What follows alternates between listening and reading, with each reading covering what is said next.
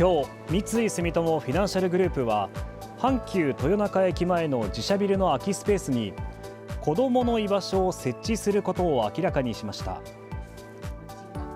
宿題や読書など自由に時間を過ごせ、利用料金は無料。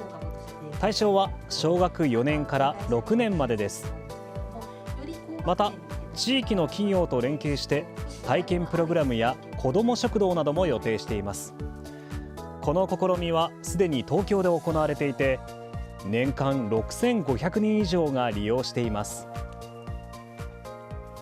社会全体でこの教育っていう課題に取り組んでいくと、こういったところをこのバンダイを通じてやっていきたいというふうに思っています。来年の4月にオープンする予定です。